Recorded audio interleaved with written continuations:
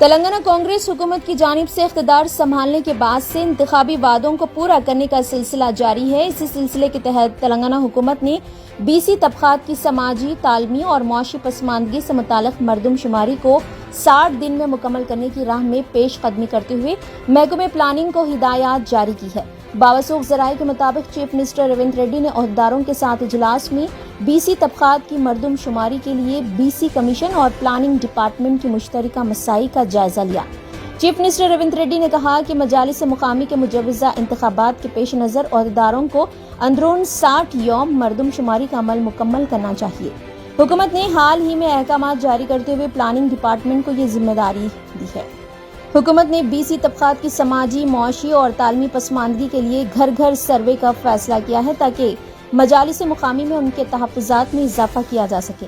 60 دن میں مردم شماری کی تکمیل حکومت کے لیے کسی چیلنج سے کم نہیں ہے، تاہم چیف منسٹر ریونت ریڈی چاہتے ہیں کہ اس سلسلے میں مختلف محکمہ جات سے تعاون حاصل کرتے ہوئے گھر گھر سروے کا کام مکمل کیا جائے۔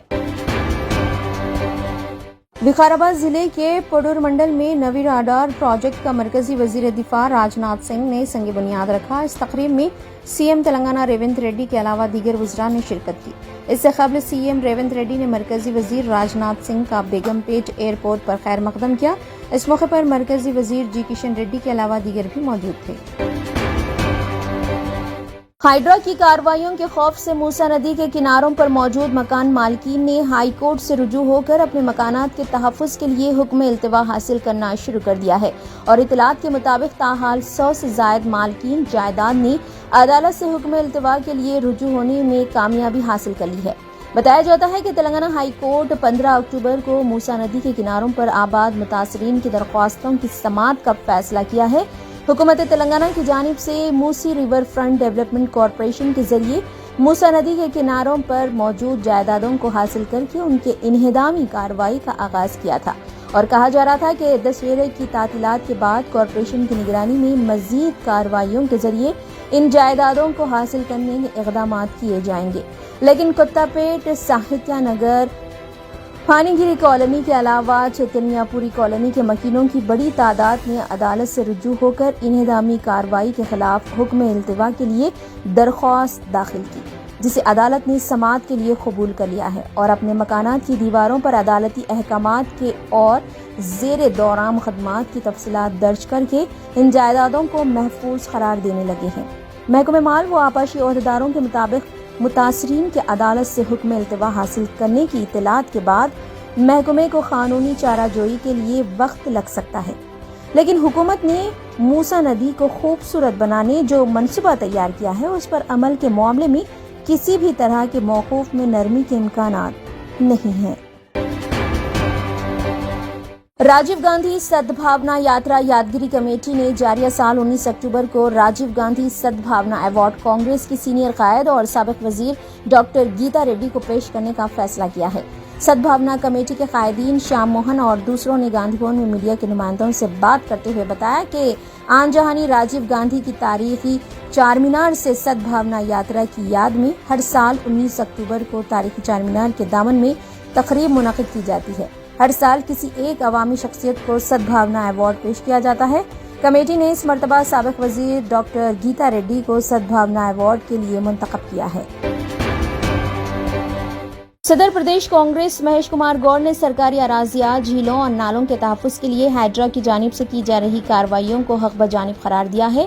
نظام آباد میں میڈیا کے نمائندوں سے بات کرتے ہوئے مہیش کمار گوڑ نے کہا کہ اگر جھیلوں، تالابوں اور نالوں پر غیر مجاز قبضے برخاست نہیں کیے گئے تو حیدرآباد میں کیرلا کے وائناڈ جیسی صورتحال پیدا ہوگی جہاں سیلاب سے حال ہی میں بھاری نقصانات ہوئے ہیں۔ انہوں نے واضح کیا کہ ہائیڈرا کے مسئلے پر حکومت کے قدم پیچھے ہٹانے کا سوال ہی پیدا نہیں ہوتا۔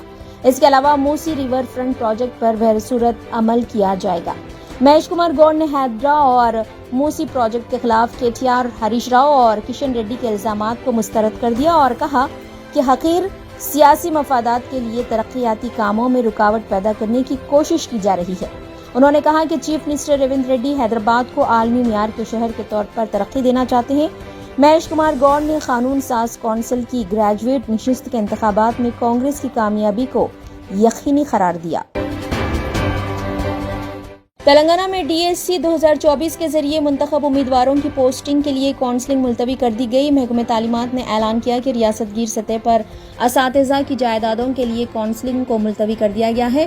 بتایا گیا ہے کہ تکنیکی وجوہات کی بنا پر یہ فیصلہ لیا گیا ہے۔ نئی تاریخ کا بہت جلد اعلان کیا جائے گا۔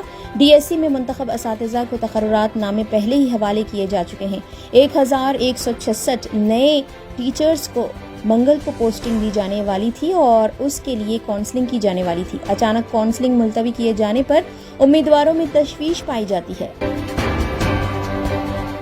محکمہ ایکسائز حکومت تلنگانہ کے مطابق دسہرہ تہوار کے پس منظر میں ریکارڈ تعداد میں شراب فروخت ہوئی ہے۔ صرف 10 دن میں 1100 کروڑ روپے کی شراب فروخت ہوئی ہے۔ ایکسائز ڈپارٹمنٹ عہدیداروں نے بتایا کہ اس ماہ 11 اکتوبر کو 200.44 کروڑ روپے اور 10 اکتوبر کو 152 کروڑ روپے کی شراب فروخت ہوئی، جبکہ ایکم تا 10 اکتوبر تک 852.40 کروڑ روپے کی شراب فروخت ہوئی۔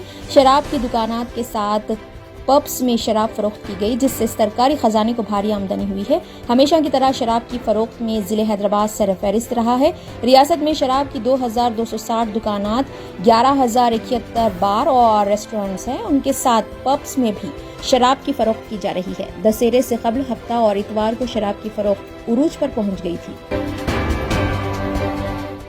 NCP قائد بابا صدیقی کے قتل کے سلسلے میں ایک نیا موڑ سامنے آیا ہے۔ ممبئی پولیس نے اس بات کا انکشاف کیا ہے کہ NCP لیڈر بابا صدیقی کے قتل میں ملوث شوٹرز نے ان کے بیٹے و رکن اسمبلی ذیشان صدیقی کو بھی نشانہ بنانے کا ارادہ کیا تھا۔ تفتیش کے دوران ملزمین نے بتایا کہ انہیں بابا صدیقی اور ذیشان صدیقی دونوں کو قتل کرنے کا حکم دیا گیا تھا اور وہ کسی پر بھی فائر کرنے والے تھے۔ ذیشان صدیقی کو اس واقعے سے پہلے بھی دھمکیاں مل چکی تھی۔ ممبئی پولیس کرائم برانچ نے قتل کے سلسلے میں پروین لونکر کو پونے سے گرفتار کیا ہے۔ افسران کے مطابق پروین شبو لونکر کا بھائی ہے، جس نے سوشل میڈیا پر دعویٰ کیا تھا کہ بابا صدیقی کے قتل میں لارنس بشنوئی گینگ ملوث ہے۔ اپوزیشن ارکان نے وقت ترمیمی بل سے متعلق پیر 14 اکتوبر کو ہونے والی مشترکہ پارلیمانی کمیٹی کے اجلاس کا بائیکاٹ کیا۔ اپوزیشن نے الزام لگایا کہ پینل قواعد و ضوابط کے مطابق کام نہیں کر رہا۔ بائیکاٹ کرنے والے اراکین نے لوک سبھا کے اسپیکر کو ایک رسمی درخواست پیش کی ہے، جس میں کمیٹی کے چیئرمین کو ہٹانے اور ان کے خدشات کو دور کرنے کے لیے میٹنگ طلب کرنے کا مطالبہ کیا گیا ہے۔ ان اپوزیشن اراکین میں رکن پارلیمنٹ بیرسٹر اسد الدین اویسی، MP سنجے سنگھ کے علاوہ دیگر بھی شامل تھے۔ اپوزیشن ارکان نے دعویٰ کیا ہے کہ وقت ترمیمی بل پر کرناٹک اقلیتی کمیشن اور کرناٹک اقلیتی ترقیاتی کارپوریشن کے سابق چیئرمین انور منی پاڈی کی جانب سے پیش کی گئی پیشکش کا خود اس بل سے کوئی تعلق نہیں تھا۔ ان کا الزام ہے کہ منی پاڈی نے کرناٹک حکومت اور کانگریس کے سربراہ ملکارجن کھڑگے کو نیچا دکھانے کے لیے اس موقع کا استعمال کیا۔ شیو سینا کے MP اروند ساونت نے کہا، ہم نے بائیکاٹ کیا ہے کیونکہ کمیٹی اصولوں اور اصولوں کے ساتھ کام نہیں کر رہی ہے۔ اخلاقیات اور اصول کے لحاظ سے وہ غلط ہے۔ اپوزیشن کے بائیکاٹ کے باوجود BJP کے سینئر رکن پارلیمنٹ جگدمب کپال کی صدارت والی پارلیمانی کمیٹی نے اپنی طے شدہ سرگرمیاں جاری رکھی ہے۔ بابا صدیقی کے مرڈر کے بعد کی جا رہی تحقیقات میں کئی اہم انکشافات سامنے آ رہے ہیں۔ ممبئی پولیس ذرائع کے مطابق ہندو دیوی دیوتاؤں پر نازیبا تبصرے کرنے کے الزام میں کامیڈین منور فاروقی کو بھی ممبئی کی لارنس بشنوئی گینگ نے اپنی ہٹ لسٹ میں شامل کر لیا ہے۔ پولیس کی حالیہ تحقیقات میں یہ انکشاف ہوا ہے کہ بشنوئی گینگ نے ستمبر میں منور فاروقی کو قتل کرنے کا منصوبہ بنایا تھا، لیکن وہ بچ نکلے۔ اطلاعات کے مطابق لارنس بشنوئی کی یہ خواہش تھی کہ منور فاروقی کو قتل کر کے خود کو ہندو انڈر ورلڈ ڈان کے طور پر پیش کیا جائے۔ ستمبر میں جب منور فاروقی ممبئی سے دہلی میں ہونے والے ایک پروگرام میں شرکت کے لیے طیارے میں سفر کر رہے تھے تو لارنس بشنوئی گینگ کے 2 کارکن بھی اسی طیارے میں ان کا پیچھا کر رہے تھے۔ دہلی پہنچ کر گینگ کے ان افراد نے اسی ہوٹل میں کمرہ بک کیا جہاں منور فاروقی ٹھہرے ہوئے تھے۔ تاہم انٹیلیجنس ایجنسیوں کی جانب سے حملے کے منصوبے کی پیشگی اطلاع ملنے پر پولیس نے فوری طور پر منور فاروقی کو ممبئی واپس بھیج دیا، اگرچہ اس وقت منور فاروقی بچ نکلے۔ لیکن حالیہ پولیس تحقیقات میں یہ بات سامنے آئی ہے کہ وہ اب بھی لارنس بشنوئی گینگ کی ہٹ لسٹ میں شامل ہیں۔ ممبئی پولیس نے بتایا کہ گینگ ان کے قتل کے لیے مناسب موقع کی تلاش میں ہے، اسی وجہ سے منور فاروقی کو پولیس کی جانب سے سیکورٹی فراہم کی جا رہی ہے۔ मुंबई पुलिस ने एनसीपी लीडर और महाराष्ट्र के साबिक वजीर बाबा सिद्दीकी के कत्ल के सिलसिले में एक और शख्स को गिरफ्तार किया है। पुलिस जराये के मुताबिक मुलजिम की शिनाख्त हरीश कुमार बालाक्रम 23 साल के तौर पर की गई है, जिसका ताल्लुक उत्तर प्रदेश के बहराइच से है। बालाक्रम महाराष्ट्र के पुणे में स्क्रैप डीलर के तौर पर काम करता था और बहराइच उत्तर प्रदेश ही से उसे हिरासत में लिया गया है। जराये ने मजीद बताया कि मुलजिम बाबा सिद्दीकी को कत्ल करने की साजिश का भी हिस्सा था। उसकी गिरफ्तारी के बाद ताहाल इस केस में 4 गिरफ्तारियां अमल में लाई गई हैं। इलेक्शन कमीशन ने महाराष्ट्र और झारखंड रियासतों की असेंबली इंतखाबात की तारीखों का ऐलान कर दिया है। Chief election commissioner Rajiv Verma के मुताबिक ये असेंबली इंतखाबात 2 मरहलों में होंगी। रियासत झारखंड में वोटिंग 13 नवंबर को और 20 नवंबर को होगी, जबकि रियासत महाराष्ट्र में 20 नवंबर को इंतखाबात होंगे। दोनों रियासतों के नताइज 23 नवंबर को जारी किए जाएंगे। महाराष्ट्र असेंबली, जिसमें 288 नशिस्तें हैं, 26 नवंबर को इसकी मुद्दत खत्म होने वाली है, जबकि झारखंड असेंबली, जो 81 नशिस्तों पर मुश्तमिल है, 5 जनवरी को अपनी मुद्दत पूरी करेगी। उत्तर प्रदेश के बहराइच में दुर्गा मूर्ति के विसर्जन के दौरान लाउड स्पीकर पर म्यूजिक बजाने के मसले पर फिरका वाराना झड़पों के बाद कशीदगी पैदा हो गई। बाज इलाकों में लाठियों और सलाखों से लैस नौजवानों को घूमते हुए देखा गया और कई दुकानें नजरे आतिश की गई, जिसके बाद पुलिस ने फ्लैग मार्च किया। विसर्जन जुलूस के दौरान लाउड स्पीकर पर म्यूजिक बजाने के मसले पर झगड़े के बाद झड़पें शुरू हुई थी। जब मामला तूल पकड़ा तो संगबारी और फायरिंग की गई, जिसमें 6 अफराद जख्मी हो गए। एक शख्स को गोली लगी और वो दौरान इलाज फौत हो गया। पुलिस के मुताबिक तकरीबन 30 अफराद को इस तशद्दुद के सिलसिले में गिरफ्तार किया गया है। सीनियर कांग्रेस लीडर प्रियंका गांधी ने एक्स पर एक पोस्ट में चीफ मिनिस्टर से अपील की कि वो इस मामले में कार्रवाई करें। उन्होंने कहा कि उत्तर प्रदेश के बहराइच में तशद्दुद की खबर और इंतजामिया की बेइल्मी अफसोसनाक और बदकिस्मती है। मैं रियासती इंतजामिया से दरख्वास्त करती हूँ कि वो फौरी कार्रवाई करे, अवाम को एतमाद मिले और तशद्दुद रोकने के इक़दामात करे। खातियों के खिलाफ सख्त कार्रवाई होनी चाहिए। उन्होंने अवाम से अपील की कि वो कानून को अपने हाथ में न लें।